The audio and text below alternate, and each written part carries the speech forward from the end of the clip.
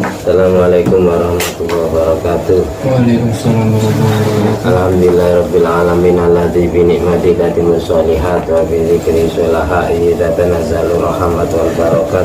Wassalatu wassalamu ala sayyidi sadat sayyidina maulana Muhammadin qutbil qadat wa ala alihi wa ashabihi al-anjumi zahirat. Amma ba'du. Rabbi syrah li sadri wa yassir li amri wa hlul 'uqdatam min lisani yafqahu qawli. Rabbi zidni ilma warzuqni fahma. Allahumma ta'alina futuhal arifin waj'alhu khalisatan liwajhikal karim. Allahumma arzuqna fahman nabiyyin wa ilhamal malaikatil muqarrabin. Allahumma nawwir qulubana bi nuri hidayatika kama nawwaratal arda bi nuri syamsika. Rabbana anfa'na bima 'allamtana. Rabbi 'allimna alladhi yanfa'una. Rabbi faqihna wa faqih ahlana wa qarabati lana fi dinina. Allahumma sholli ala ruhi sayyidina Muhammadin fil arwah wa ala jasadi fil ajsad wa ala qabri fil kubur wa ala alihi washabihi wasallim. Allahumma sholli ala sayyidina Muhammadin tibil qulub wa dawaiha wa afiatil abdan wa shifaiha wa nuril absar wa diyaiha wa qutil arwah wa ghidaiha wa ala alihi washabihi wasallim. Allahumma salli ala sayyidina Muhammadin wa ala ali sayyidina Muhammad ma'danil judi wal karam bail ilmi wal hilmi wal hikam wa barik wa sallim. Alhamdulillahirabbil alamin. Di kesempatan kali ini kita masih ditakdir oleh Allah membaca ilmu, mendengarkan ilmu, dan semoga jadi ilmu yang bermanfaat dan barokah, dapat kita amalkan dalam kehidupan kita sehari-hari dan bermanfaat untuk masyarakat lingkungan sekitar kita. Al-hadi niat wa ala kunyatin sholihah wa ala kulli man wasalafus sholih bi nabil mustafa sayyidina Muhammadin sallallahu alaihi wasallam jami'a abai wal anbiya wal mursalin jami'a li kullin wa sahaba qarabah wa tabi'in tabi'in sanin medin jami'il malaikatil muqarrabin radhiyallahu anhum sallallahu wasallam ajma'in. Jami'i amatil arbaatil mujtahidin wal qurra wal fadhil ulama'il amin. Syuhada'i sholihin wa saadatul mukallidin bidin jamil fuqaha muhaddithin jami'al wal ajma'in.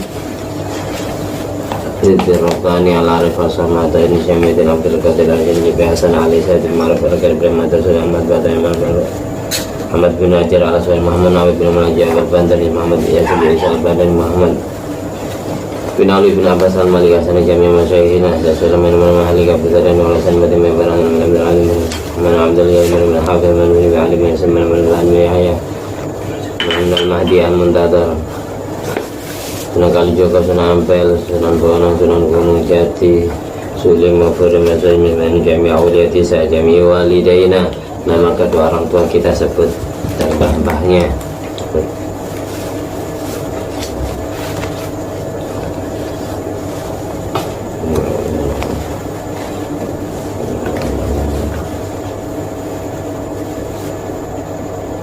Jami'i abaina wa ummatina wa masyaina wa azwajina wa dhurriyyatina wa auladina wa talamidina wa ra'yatina wa asdiqaina wa qarabatina wa ikhwan fiddin wa ahlina wa tamina min ummati Muhammadin sallallahu alaihi wasallam wa jami'il muslimin wal muslimat wal mu'minin wal mu'minat aina ma kanu min syarikil ardi ila magharibi ala ahya'i minhum wal amwat maghfirlah marhamhum wa'afim wa'fu anhum sya'ilil lana wa lahumul fatihah.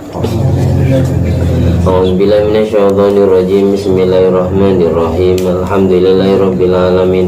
Arrahmanirrahim. Maliki yaumiddin. Iyyaka na'budu wa iyyaka nasta'in. Ihdinas siratal mustaqim.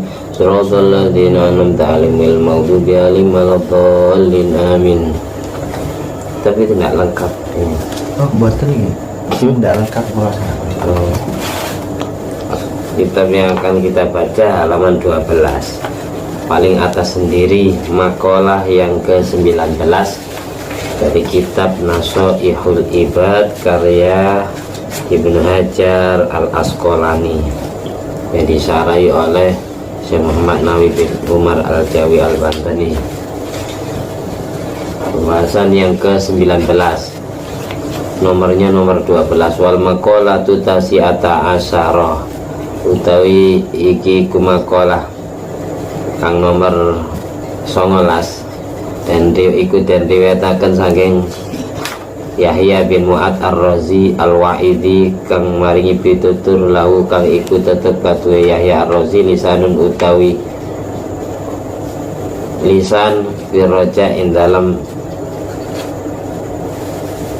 Arab marang Allah, khususon lawan luwe-luwe wa kalamun pembahasan fil ma'rifah in dalam nerangaken kenal Allah. Kharaja metu golek ilmu sapa Yahya ila Balkha maring tanah Balkha wa aqamalan mukim sapa Yahya biha ing dalam Balkha muddatan ing dalam siji mangsa paraja lan boyong lan mule mondok sapa Yahya ila Naisabur maling kota Naisabur wa matalan wafat sapa Yahya biha ing dalam Naisabur sanata samanin wa khamsin wa mi'atain ing dalam tahun 258. Makalah yang ke-19 ini diriwayatkan dari Yahya bin Mu'ad Ar-Razi.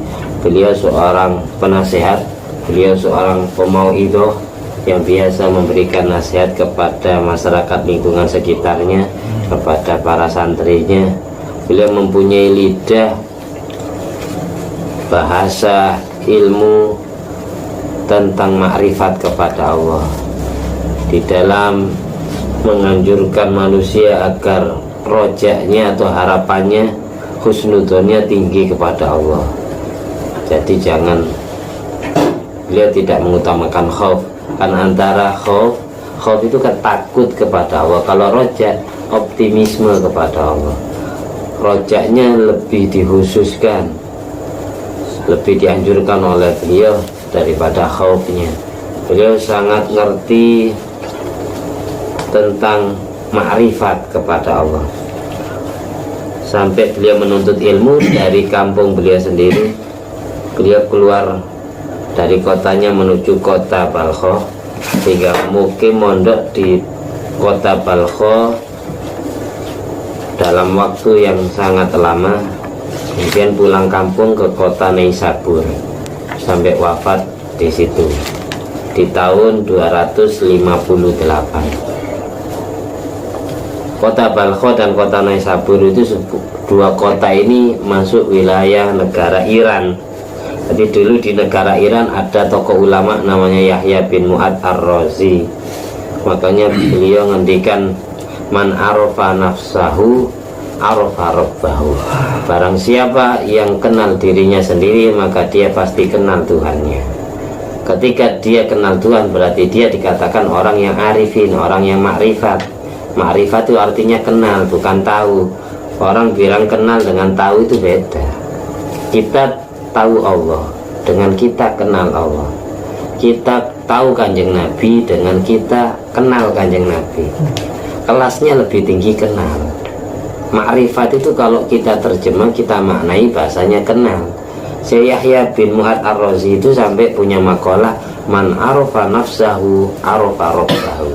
Barang siapa yang kenal dirinya sendiri, dia pasti mengenal Tuhannya. Siapa dirimu? Oh, saya ini orang yang butuh uang, saya ini orang fakir. Berarti Tuhanmu orang kaya. Tuhanmu adalah Tuhan yang maha kaya. Siapa dirimu? Saya orang telanjang. Tuhanmu yang memberikan pakaian. Siapa dirimu? Saya orang bodoh. Tuhanmu yang membuat kamu banyak hafal ilmu, banyak pengetahuan. Orang yang kenal dirinya sendiri pasti dia kenal kehebatan Tuhannya. Itu man arafa nafsahu arafa rabbahu. Yang jelas kalau kenal dirinya, dia pasti butuh kepada Allah. Masalah rezeki minta kepada Allah, masalah musibah minta diselesaikan oleh Allah. Kita dipelit hutang, ya minta dibayarkan oleh Allah. Jangan diatur sendiri saja. Saya kerja sekian detik, sekian hari, saya harus dapat uang 4 juta karena hutang saya 3 juta. Tanpa berdoa kepada Allah ya salah. Orang hanya usaha tapi tidak doa, itu namanya sombong. Orang berdoa saja tapi tidak mau usaha, itu namanya omong kosong. Ibarat ingin minta selamat, dia diam di tengah rel kereta api, dia berdoa kepada Allah, ya Allah selamatkan saya biar saya tidak ketabrak sepur. Tapi tidak mau minggir, dia salah. Orang doa cuma doa. tapi tidak ada upaya usaha untuk menghindar, untuk minggir. Kamu berdoa, ya Allah selamatkan saya biar tidak ketabrak kereta, tapi kita harus berupaya minggir. Semisal minggir tetap aja ketiban kereta, berarti takdir kan ya. Kayak gitu.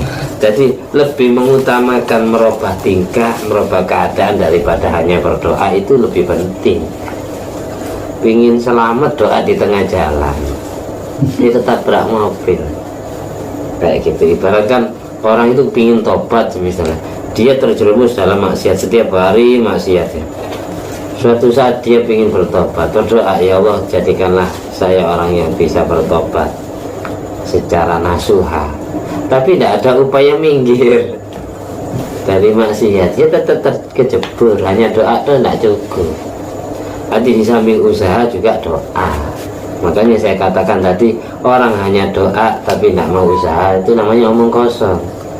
Orang usaha saja tapi tidak mau berdoa, itu namanya sombong, berarti tidak butuh Allah, merasa hebat sendiri. Di sini Syekh Yahya bin Mu'ad Ar-Razi, seorang waliullah yang sangat mengerti tentang pembahasan makrifat kepada Allah. Orang makrifat itu berarti orang yang kenal Allah, bukan hanya tahu. Sama kayak kita tahu seseorang, belum tentu kita kenal orang itu. Tapi kalau kita kenal orang itu, pasti tahu kepribadiannya. Ada orang Surabaya, ini orang Surabaya. Orang Surabaya datang ke Pasuruan, naik kereta api dari stasiun Pasar Turi, turunnya di stasiun Pasuruan Kota. Nyampe di stasiun Senggol, Dasar Senggolan, tanya ke orang yang ada di luar stasiun Pasuruan, Pak, tanya ke tukang becak, mana kota Pasuruan ini? Di mana Pasuruan ini? Jadi orang Surabaya yang tanya kepada orang Pasuruan itu, berarti dia hanya tahu tentang Pasuruan, tapi belum kenal Pasuruan sebenarnya. Dia tidak sadar dia sudah sampai di Pasuruan. Ketika kita kenal Allah dengan tahu Allah, itu beda. Orang yang kenal Allah pasti sholatnya khusyuk, pasti ibadahnya sungguhan. Tapi kalau hanya tahu, Islamnya pasti KTP. Orang kenal Rasulullah dengan tahu Rasulullah itu beda. Orang yang kenal Kanjeng Nabi, yang jelas tahu sifatnya Kanjeng Nabi, tahu apa yang disukai Kanjeng Nabi, apa saja kesenangannya Nabi Muhammad SAW. Nabi senang disolawati, Nabi senang kalau ajarannya diteruskan, diamalkan. Itu namanya orang kenal. Tapi kalau kenal pasti tahunya, kalau tahu belum tentu kenal. Makanya orang yang kenal Nabi pasti kalau sholawatan khusyuk. Tapi kalau hanya tahu Nabi, tahu kalau Nabinya Nabi Muhammad, tapi belum kenal sebenarnya beliau seperti apa, pasti sholawatnya urakan, kalau joget, tidak pernah merasakan kehadiran Kanjeng Nabi. Untuk sampai kepada makom makrifat, makom kenal Allah, makom kenal Rasulullah, itu harus belajar, tidak bisa langsung sampai ke situ. Tidak bisa.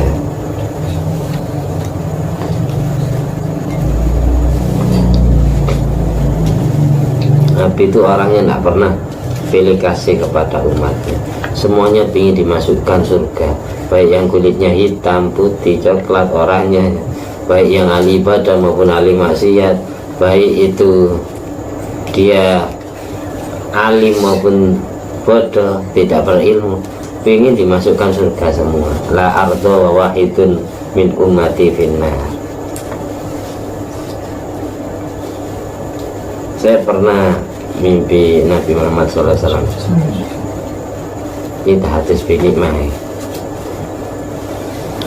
Ketika itu saya memang berdoa kepada Ya Allah, kenalkan saya dengan Rasulullah, kenalkan saya dengan Kanjeng Nabi.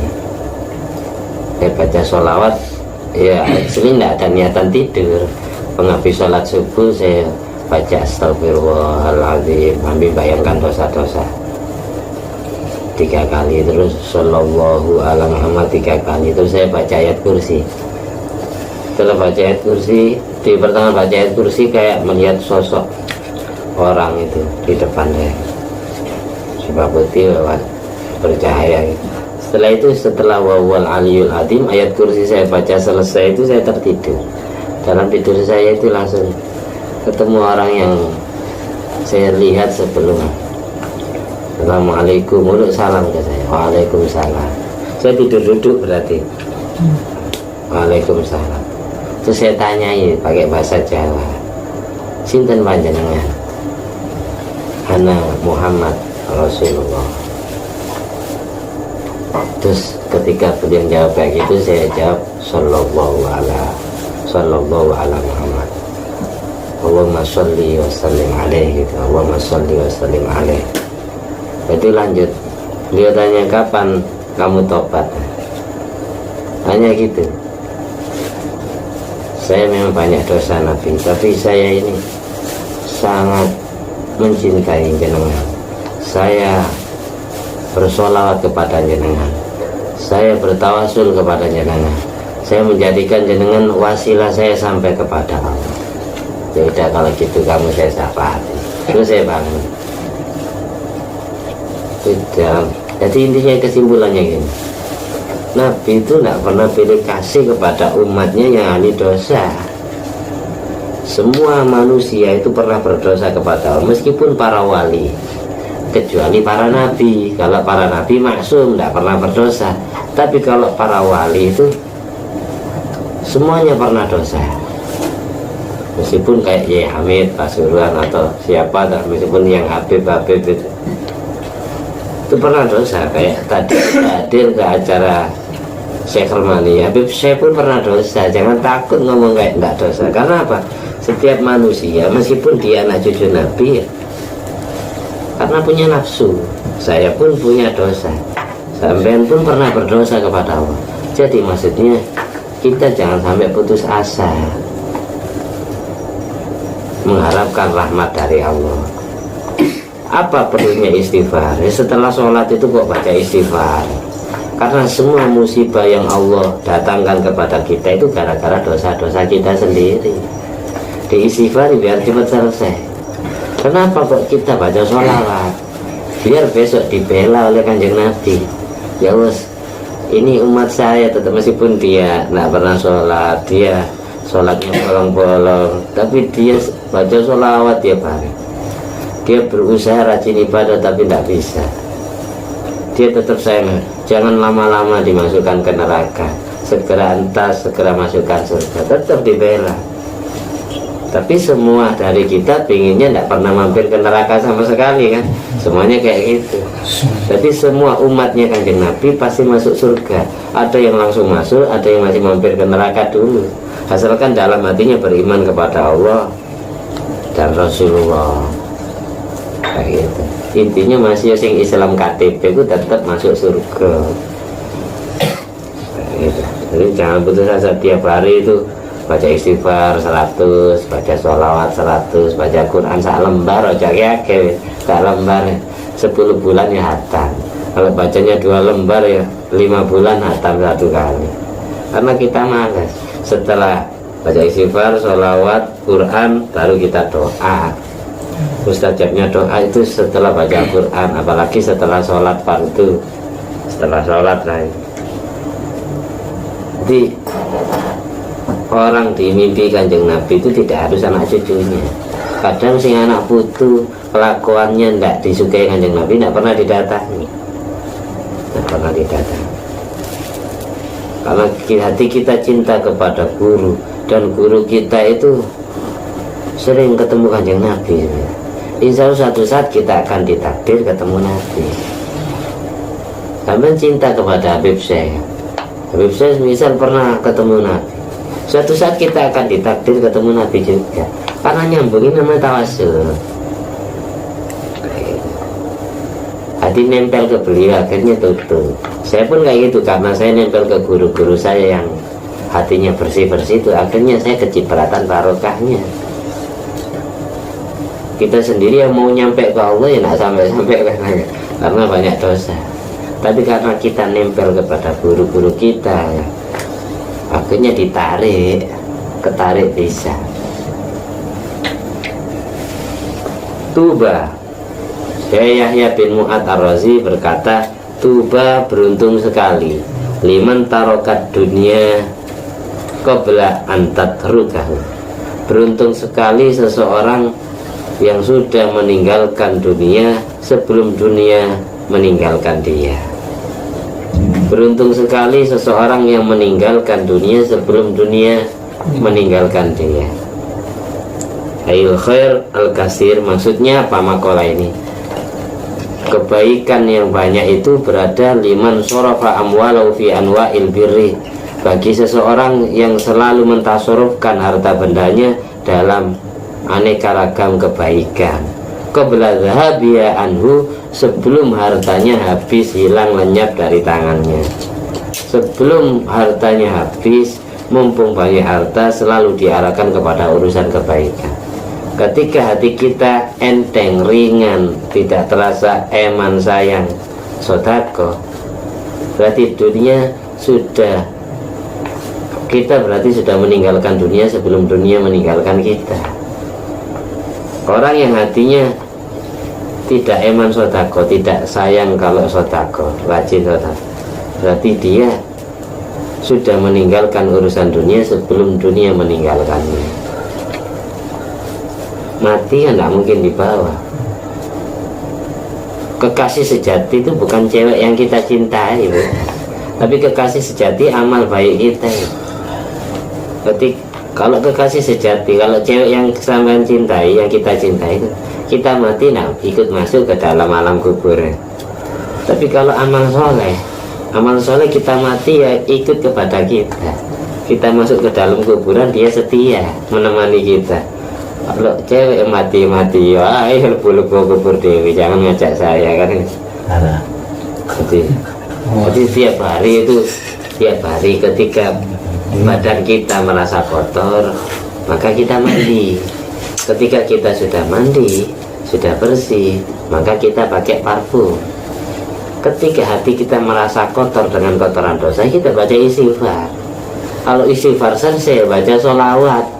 Sholawat ibaratkan pewangi. Baca Al-Quran itu pengharumnya. Lebih penting mana baca istighfar sama sholawat? Dia lihat situasi dan kondisi. Kalau hatimu kotor ya, dia mandi, istighfar yang lebih utama, sabun mandi yang lebih utama daripada parfum. Kalau kita habis baca istighfar sudah bersih, maka kita baca sholawat pakai pengharum, baca Al-Quran pakai wewangi. Jadi gitu, istighfar ibaratkan sabun mandi. Kalau sholawat, baca Al-Quran dan pikiran-pikiran yang lain itu namanya parfum ya.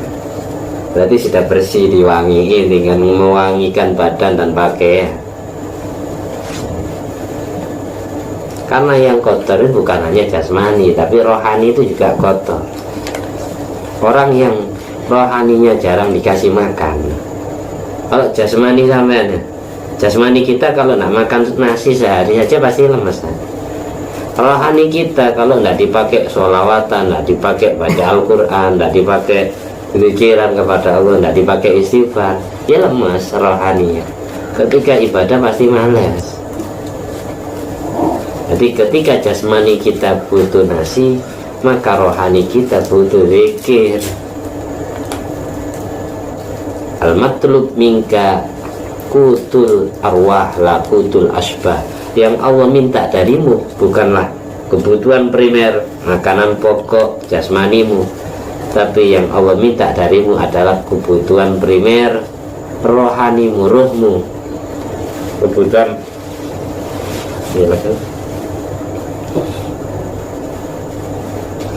kebutuhan rohani itu ya zikir kepada Allah, ngaji sebisanya, baca Al-Quran. Karena apa?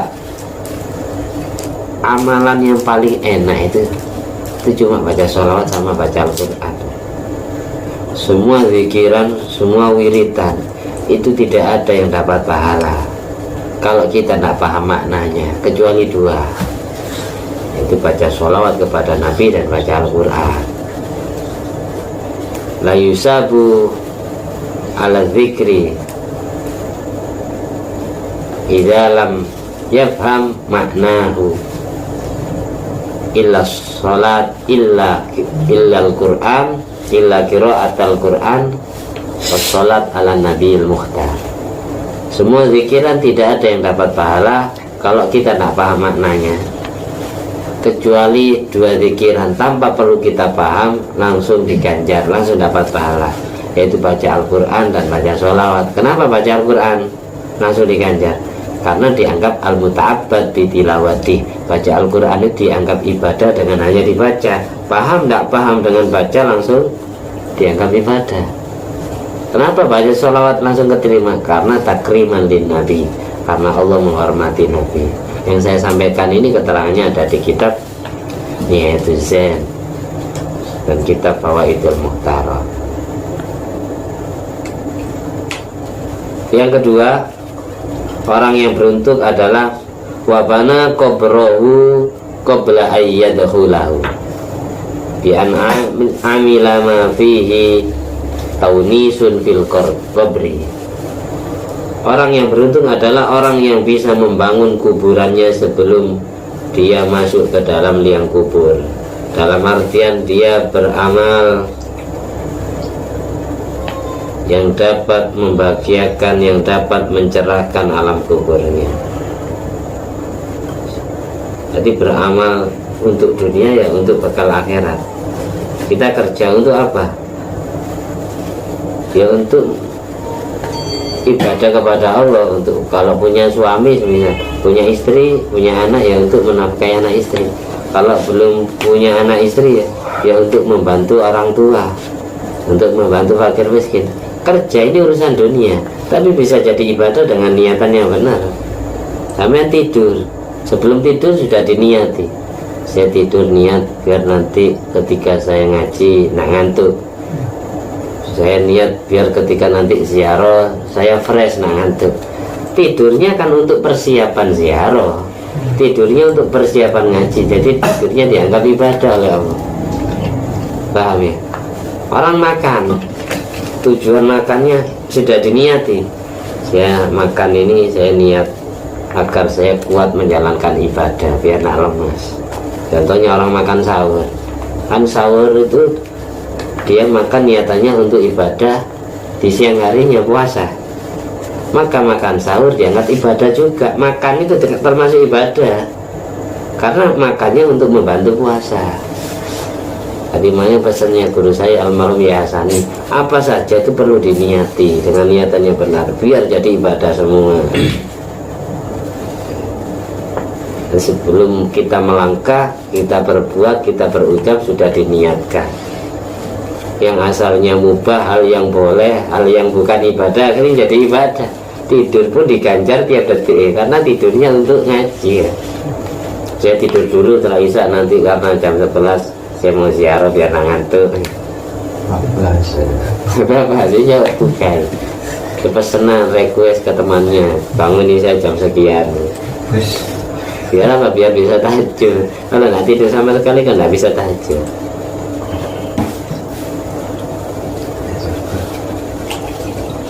Tanya almarhum guru saya Yai Abdul Alim.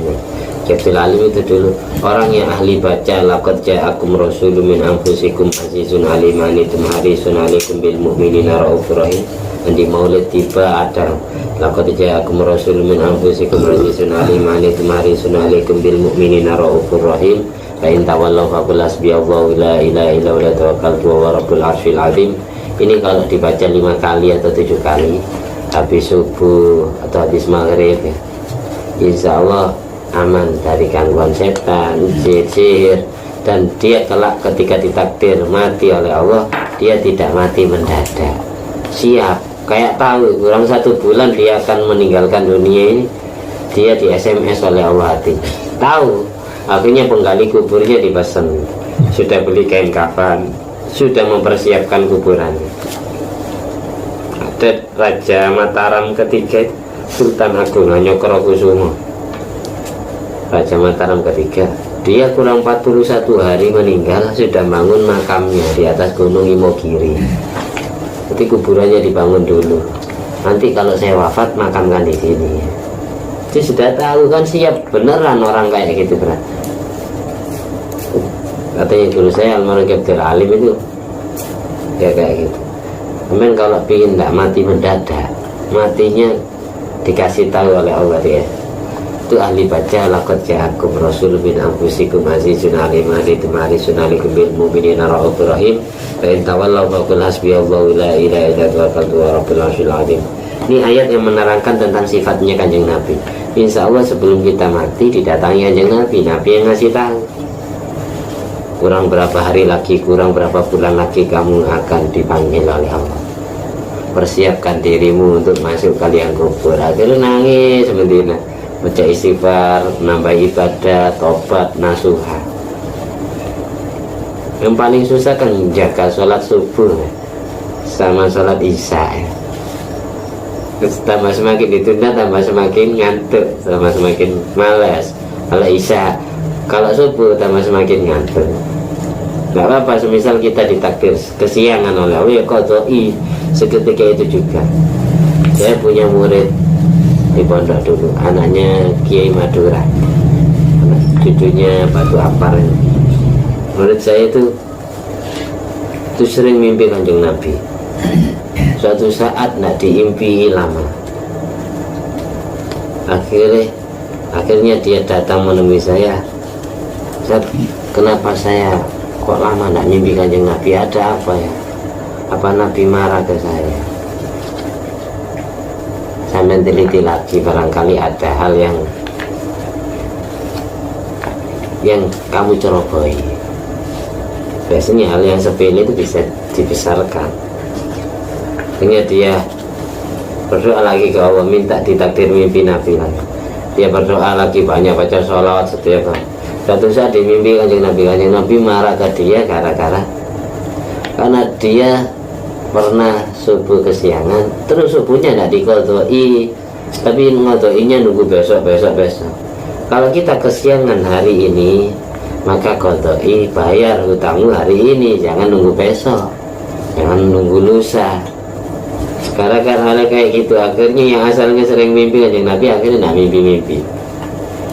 Dan hal yang sepele, karena yang takdir Nabi tidak mempermasalahkan tidurnya kesiangan dah. Yang dipermasalahkan karena dia ceroboh nak ngodoi seketika, ditunda-tunda pelaksanaan qadanya. Kalau kamu punya hutang kepada Allah, bayar seketika, biar hutang-hutangmu segera dilunaskan oleh Allah. Kamu hutang sholat subuh, ya bayar hari itu juga, jangan nunggu besok.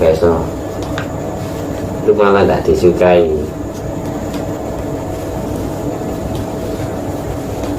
Bapak saya dulu ya siap, matinya siap. Sebelum mati itu sudah pesan-pesan akhirnya, ya sudah pesan-pesan jelas ya, mau pamit, mau meninggal.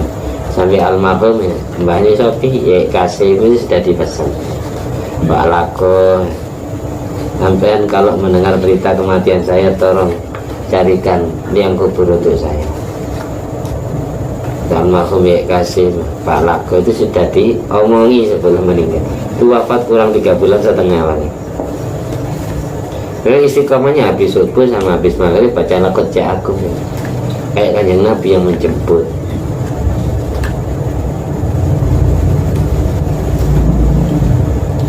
Wa ardo robbahu, terakhir ini, setelah ini selesai tidak usah banyak-banyak ya.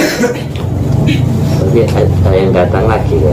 Wa ardo robbahu bibtitali amrihi wa jidina binahyi qabla ayyalqaw bil maut. Yang ketiga, orang yang beruntung adalah orang yang membuat ridha Tuhannya dengan menjalankan semua perintahnya dan menjauhi larangannya sebelum dia berjumpa dengan Allah sebab mati. Jadi sebelum dia mati, dia sudah meridhokan Allah, membuat ridha Allah gara-gara menjalankan perintah dan menjauhi larangannya. Orang yang beruntung adalah orang yang bisa menjalankan perintah dan menjauhi larangan Allah sebelum dia meninggal dunia, sebelum dia bertemu dengan Allah, sebelum dia dipanggil menghadap. Kita kan sebelum lahir kan dari Allah, ya besok mati ya pulang kampungnya ke Allah. tetap pulangnya ke sana.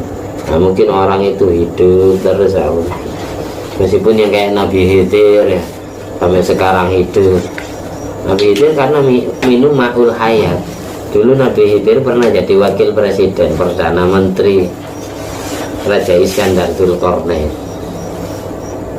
Pada saat ingin memenjarakan Ya'juj Ma'juj, kan butuh ainul hayat, sumber mata air kehidupan. Raja Iskandar Dzulqarnain keliling-keliling kemana-mana nggak nemu, yang nemu Nabi Khidir, dipakai mandi terus diminum. Makanya sampai sekarang Nabi Khidir ini masih hidup. Seringannya di sungai, di laut, pokok yang tempat air-air. Biasanya kalau nampak ke alam nyata ini ya,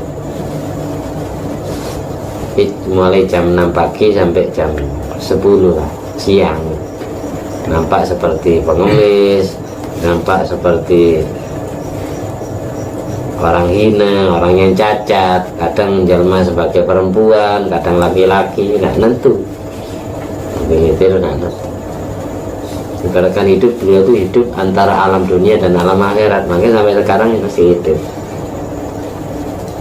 Karena pernah minum ainul hayat, sumber mata air kehidupan. Istilah bahasa Jawa ilmu banyu urip. Orang yang punya ilmu banyu urip itu karena ya dikasih setetes dari apa yang diraih oleh Nabi Khidir. Kenapa disebut Khidir? Khidrun Khadot ro, artinya hijau. Karena semua bumi yang dipijaki beliau selalu warnanya menghijau. Setiap bumi yang diinjak beliau langsung warnanya menghijau, langsung yang asalnya tidak ada tanamannya. Semisal diinjak Nabi Khidir tiba-tiba tumbuh rumput-rumput, makanya disebut Khidir. Nama aslinya Balyan bin Malka. Balyan bin Malka. Kalau nama Arabnya Ahmad bin Malka. Nama panggilannya Abul Abbas, karena anak pertamanya namanya Abbas, Abul Abbas. Kalau anak pertamanya namanya Ahmad ya Abul Ahmad itu. Kayak gitu. Jadi biasanya alam kunyah itu nama panggilan nisbat kepada anak pertama, Abul Abbas ya. Jadi nama panggilan beliau Abul Abbas. Nama aslinya itu Balya bin Malka atau Ahmad bin Malka. Kalau nama julukannya Khidir atau Khidir atau Khidr. Barang siapa yang hafal nama asli beliau, nama panggilan dan nama julukannya, insya Allah mata alal Islam, dia ditakdir mati oleh Allah dalam keadaan membawa ajaran Islam dan iman, mati husnul khotimah. Hafal saja. Jadi dihafalkan. Alam isim nama aslinya siapa tadi? Balya bin Malka atau Ahmad bin Malka nama Arabnya. Alam kunyah nama panggilannya siapa tadi? Abul Abbas. Nama julukannya, alam lakopnya Khidir. Di Khidir ini ulama khilaf. Ada yang bilang beliau ini waliullah, walinya Allah. Kalau di kitab Niyatul Zain itu Ra'isul Abdal, pimpinan wali abdal itu Khidir. Jadi ada ulama yang mengatakan Khidir itu bukan nabi tapi wali, bukan nabi bukan rasul tapi waliullah, wali kelasnya, pimpinan wali abdal yang melantik wali abdal. Dan kenapa Yai Hamid kok sering ketemu Nabi Khidir? Karena Yai Hamid wali abdal. Ada yang berpendapat beliau bukan wali, beliau bukan rasul, tapi nabi. Khidir itu nabi, Nabi Khidir. Pendapat yang ketiga mengatakan beliau rasul, bukan wali. Kalau rasul pasti nabinya, kalau nabi belum tentu rasul. Karena apa? Karena jumlahnya para nabi itu 124.000 nabi. Dari 124.000 nabi, Allah ambil 313-nya yang jadi rasul. Dari 313 rasul itu ada yang wajib kita ketahui cuma 25 rasul. Setiap rasul pasti nabinya, setiap nabi belum tentu rasul. Makanya ulama khilaf tentang Nabi Khidir itu. Kalau saya baca kitab Nurul Dhalam, syarahnya kitab Aqidatul Awam, ada yang bilang waliullah, ada yang bilang nabiullah, ada yang bilang Rasulullah. Tapi pendapat yang terpilih pendapat yang tengah-tengah. Khairul umur ausatuha, paling baiknya perkara itu yang tengah-tengah, yang menyatakan nabinya Allah. Khidir itu nabi. Nabi yang ditakdir masih hidup ya, itu Nabi Khidir. Kalau yang di darat atau di alas, di hutan, di gunung, Nabi Ilyas. Tapi kalau Nabi Ilyas lama sepakat beliau Rasul, karena tekstualnya langsung Al-Quran nasnya. Wa inna Ilyasa laminal mursalin, Rasul. Di Nabi yang masih hidup, yang di laut itu Nabi Khidir, yang di darat itu Nabi Ilyas, yang di langit Nabi Isa Al-Masih. Nabi Isa Al-Masih. Wa ma sholabuhu wa ma qatalu wala kin syubbiha lahu. Wa ma sholabuhu wa ma qatalu walakin syubbiha lahu. Sebenarnya orang Yahudi tidak mensalib Nabi Isa dan tidak membunuh Nabi Isa, tapi Allah miripkan wajah Isa dengan wajah murid yang jadi pengkhianat itu. Wa ma qataluhu yakina, sebenarnya mereka tidak yakin membunuh. Bal rafa'ahu Allah, bahkan Allah mengangkatnya ke langit. Innal ladzina ikhtalafu fihi la fi syakkin, sesungguhnya orang yang sengketa tentang Isa Al-Masih, tentang Yesus Kristus, mereka sangat ragu-ragu. Ada yang bilangnya ini wajah Isa, tapi badannya bukan, posturnya bukan. Isa agak gemuk, ini kok kurus gitu. Wajahnya saja yang dirubah oleh Allah. Orang yang mengejar Nabi Isa itu wajahnya dimiripkan dengan Nabi Isa. Nabi Isa diangkat ke langit, besok turun ke bumi pasti. Setelah Imam Mahdi kewalahan mengalahkan tentara Dajjal. Visi dan misinya untuk membunuh Dajjal. Kenapa kok visi dan misinya membunuh Dajjal? Karena gara-gara Dajjal semua. Ada agama Yahudi, ada agama Nasrani, ada agama Kristen. Besok orang Kristen seluruh dunia setelah Nabi Isa turun ke bumi, semuanya pasti masuk Islam. Kalau di kitab Futuhatul Ilahiyah saya baca, fatakunu millatan wahidatan, semua agama satu, semuanya agama Islam. Jadi besok di akhir zaman itu semua agama Islam, tidak ada yang kafir setelah Nabi Isa turun ke bumi. Apalagi setelah Dajjal mati, dibunuh Nabi Isa dan orang Yahudi dibantai. Semua agama ini Islam ini. Lalu umat Islam digiring ke Gunung Tursina, karena satu-satunya tempat yang aman dari kejaran Ya'juj Ma'juj adalah Gunung Tursina. Gunung Tursina tempatnya di negara Mesir. Orang yang diselamatkan besok hidup di barat semua, bukan di sini, bukan di Indonesia. Kalian tenggelam Indonesia setelah Tuhan. Yang selamat ya kelanjut ngambang ke Arab sana, dipersiapkan untuk membela tentaranya Imam Mahdi. Dan kita termasuk golongan orang yang diselamatkan, bukan golongannya Dajjal, bukan termasuk orang yang dizalim Ya'juj Ma'juj. Bahaya, sangat bahaya Dajjal. Orang yang sudah ketemu Dajjal itu kalau tidak diselamatkan, mau tidak mau lihat wajahnya langsung terhipnotis sampai akhir hayatnya, bisa jadi dia mati kafir. Naudzubillah min dzalik. Bahaya. Jadi jangan sembarang. Oh, saya kalau ketemu Dajjal tidak mau beriman ya. Jangan sok, kita jangan sampai sok. Kita tetap banyak doa. Makanya setiap saya ziarah pasti tidak lupa doa. Allahumma inna na'udzubika min adzabil qabri wa min adzabin nari wa min fitnatil mahya wal mamati wa min fitnatil masiihid dajjal. Yang bahaya itu ibu-ibu, perempuan-perempuan, karena mereka kan head ya. Jadi bisa ditarik pakai daya magic, daya sihir. Karena semua dukun sadat, penyihir seluruh dunia ini pasti nyembah dia. Jadi daya magicnya ampuh. Meskipun hati tidak mau ketemu, tapi kaki bisa jalan sendiri, ditarik oleh kekuatan magicnya. Lihat wajahnya wis tidak sadar. Ada yang orang yang setelah matinya Dajjal disadarkan oleh Allah, balik ke ajaran yang benar lagi, ada, tapi jarang.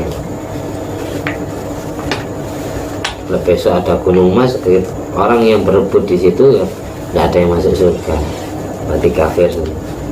Besok akan ada gunung emas setelah asadnya Danau Tibrias atau Sungai Efrat. So ada gunung emas di daerah sekitar itu, pasti semua manusia berbondong-bondong rebutan di situ. Jadi kalau kita mendengar berita di situ ada gunung emas, kita jangan ikut-ikutan rebutan emas, karena semua orang yang rebutan mereka semua akan ditakdir masuk neraka. Paten pinaten, saling bunuh membunuh, rebutan dunia. Maksudnya Kanjeng Nabi disuruh menghindar dari itu.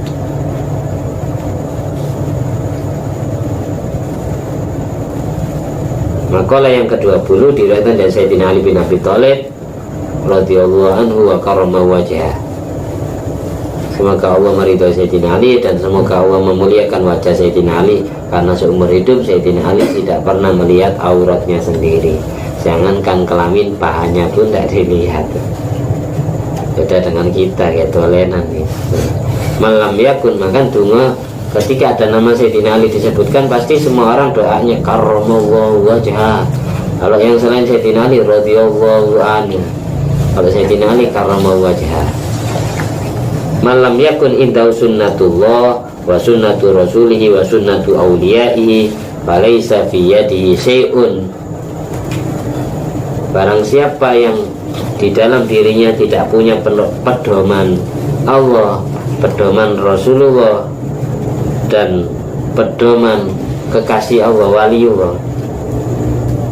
Barang siapa yang tidak berpegangan kepada Allah, kepada Rasulullah, dan kepada para guru-gurunya, kepada para wali, maka apa yang di dalam kekuasaannya tidak pernah dianggap oleh Allah. Qila lahu ay li aliyin. Kemudian Sayyidina Ali ditanyai, karena beliau ngendikan seperti itu, ma sunnatullah,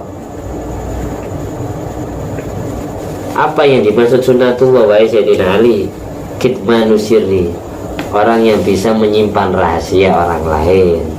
Ma'akhfahun nas anil hadis inda saksin, fakitmanu syarri fakitmanu sirri wajibun. Jadi orang yang bisa menyimpan rahasia orang lain, kayak teman kita punya aib, punya kekurangan. Teman kita ini dulu pernah zina, tapi kita simpen rahasianya, tidak kita ceritakan ke orang lain, pura-pura tidak tahu. Teman kita ini ahli maksiat, seneng gini. Kita tahu sebenarnya, tapi kita pura-pura tidak tahu, tidak diceritakan ke orang lain. Jadi menyimpan rahasia orang lain itu termasuk sunnatullah. Yang kedua, wa ma sunnatur rasul, apa sunnah Rasul itu? Wahai Sayyidina Ali, al-mudarah bainan nas, bisa berbelas kasih, bisa lemah lembut kepada orang lain, cara beretika, cara bertutur kata sopan, lemah lembut, itu termasuk sunnatul Rasul. Wa ma sunnatu awliyai, lalu sunnahnya para kekasih Allah itu apa, para walinya? Jawaban Sayyidina Ali, ihtimalul adza anin nas. Kalau para wali itu bisa menahan penderitaan dari orang lain. Ketika beliau disakiti, beliau tidak dendam. Ketika beliau disakiti, beliau memaafkan sebelum dimintai maaf. Jadi tiga hal ini kalau kita amalkan, kita akan diangkat derajatnya menjadi kekasih Allah. Punya sunnatullah, bisa menyimpan rahasia orang lain. Punya sunnatul Rasul, bisa mudarah, bisa lemah lembut kepada orang lain. Yang nomor tiga ini, apa yang nomor tiga tadi? Sunnatu awliyai. Ketika kita bisa menanggung penderitaan dari orang lain, bisa bersabar, tidak dendam, terus memaafkan sebelum dimintai maaf. Terus mudah-mudahan apa yang saya sampaikan jadi ilmu yang bermanfaat, khususnya untuk diri saya pribadi dan umumnya untuk yang mendengarkan, baik yang langsung secara langsung maupun yang lewat media sosial. Ala hati niat wa ala kunyatin sholihah wa ala kulli man ala salafun sholih bijai Nabil Mustafa Sayyidina Muhammadin sallallahu alaihi wasallam dari asraril Fatihah. A'udzubillahi minasyaitonir rajim. Bismillahirrahmanirrahim. Alhamdulillahirabbil alamin arrahmanir rahim maliki yaumiddin. Iyyaka na'budu wa iyyaka nasta'in ihdinas siratal mustaqim siratal ladzina an'amta 'alaihim ghairil maghdubi 'alaihim waladdallin. Amin. Al-Fatihah. A'udzubillahi minasyaitonir rajim. Bismillahirrahmanirrahim. Alhamdulillahirabbil alamin arrahmanir rahim maliki yaumiddin. Iyyaka na'budu wa iyyaka nasta'in ihdinas siratal mustaqim siratal ladzina an'amta 'alaihim ghairil maghdubi 'alaihim waladdallin. Amin. Semua hajat kebutuhan kita dunia agama akhirat dikabulkan dengan mudah, dengan gampang oleh Allah. Dosa-dosa kita diampuni, dosa-dosa kedua orang tua kita diampuni, derajatnya diangkat dunia sampai akhirat menjadi kekasih Allah dan kekasih Rasulullah. Ditakdir bisa bertemu dengan Nabi di dunia sampai di akhirat, di alam mimpi maupun alam sadar. Assalamualaikum ayyuhan nabi wa rahmatullahi wa barakatuh. Assalamualaikum ayyuhan nabi wa rahmatullahi wa barakatuh. Assalamualaikum ayyuhan nabi wa rahmatullahi wa barakatuh. Assalamualaikum wa ala ibadillahis sholihin. Amin. Al-Fatihah. A'udzubillahi minasyaitonir rajim. Bismillahirrahmanirrahim. Alhamdulillahirabbil alamin arrahmanir rahim maliki yaumiddin. Iyyaka na'budu wa iyyaka nasta'in ihdinas siratal mustaqim siratal ladzina an'amta 'alaihim ghairil maghdubi 'alaihim waladdallin. Assalamualaikum warahmatullahi wabarakatuh.